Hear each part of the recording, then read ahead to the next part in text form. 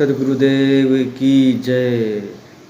ध्यान मूलम गुरुर्मूर्ति पूजा मूलम गुरुपदम मंत्र मूलम गुरुर्वाक्यम मोक्ष मूलम गुरुकृपा।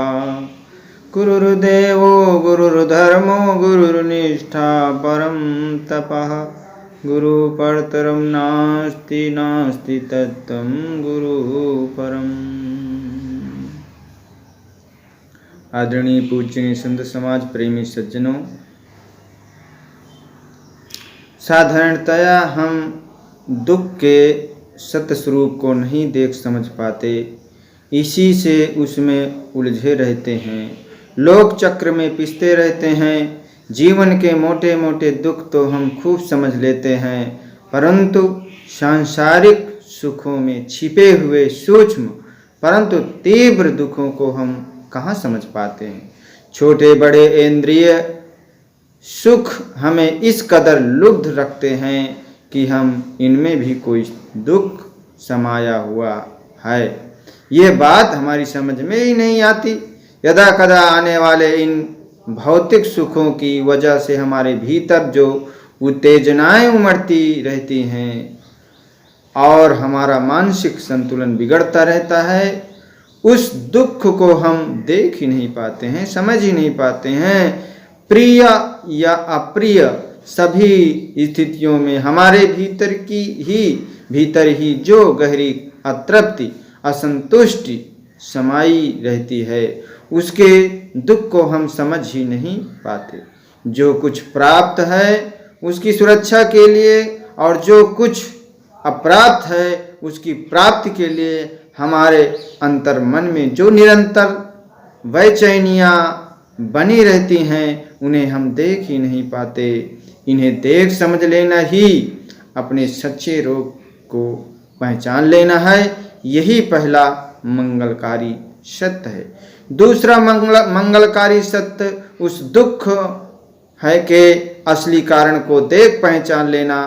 व्यक्तित्व, पारिवारिक, सामाजिक और राजनैतिक जीवन की विभिन्न अवांछनीय घटनाएं, परिस्थितियां हमें दुखी बनाती रहती हैं, ये सच है, परंतु ये ऊपरी ऊपरी सच है। इससे गहरा सच ये है कि भीतर ही भीतर अनजाने हमने अपने मन को एक ऐसे स्वभाव शिकंजे में जकड़ लिया है कि जिससे वो अप्राप्त को प्राप्त करने के लिए सदा लालायित रहता है, परेशान रहता है, बेचैन रहता है, उत्तप्त रहता है। जो कुछ है उससे इसे संतुष्टि नहीं, तृप्ति नहीं प्राप्त होती है। जो नहीं है उसके लिए छटपटाता रहता है। अतृप्ति और असंतुष्टि की ये छटपटाहट ही दुख का कारण है। यह जान लेने पर यह भी स्पष्ट समझ में आ जाता है कि सदा सतृष्ण रहने वाला हमारा ये आंतरिक स्वभाव ही इसका मूल कारण है। इच्छा की पूर्ति हो जाने पर भी तृष्णा बनी रहती है। एक इच्छा पूरी हुई कि दूसरी के प्रति तृष्णा जागी, इच्छा जागी, वासना जागी, कामना जागी। जब तक तृष्णा बनी रहती है तथा उस तृष्णा के प्रति गहरी आसक्ति बनी रहती है, तब तक दुख बना ही रहता है, इससे कभी छूटते नहीं है। दुखों के मूलभूत सही कारण को नहीं जानने की वजह से ही दुख विमुक्ति के सारे उपक्रम व्यर्थ साबित होते हैं। इंद्रिय सुखों के अभाव को ही दुख का कारण मानकर उनके पीछे पागलों की तरह दौड़ लगाने वाला व्यक्ति अधिक दुखों में ही उलझता चला जाता है, फंसता चला जाता है। किसी सर्वशक्तिमान अदृश्य प्राणी को दुखों का कारण मानकर उसे खुश करने के चक्कर में पड़ने वाला व्यक्ति दुखों में ही अधिक उलझता है, फंसता चला जाता है। अतः दुख के सही कारण को जान लेना ही वास्तविक मंगलमयी सच्चाई है। इसी से दुखों का दुख दूर होगा।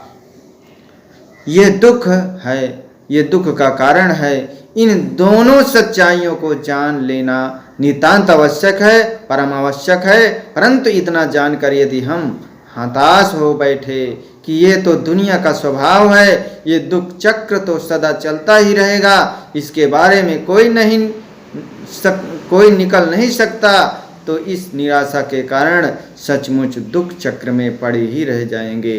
धर्म चक्र दुख और दुख के सही कारण को जानकर उसके निवारण के प्रति आस्था पैदा करता है। जिसका कोई कारण है उसका निवारण भी है ही, कारण के दूर होते ही परिणाम अपने आप दूर हो जाएगा। आशाओं से परिपूर्ण यह तीसरी सच्चाई है। बोलिए सद्गुरुदेव की जय।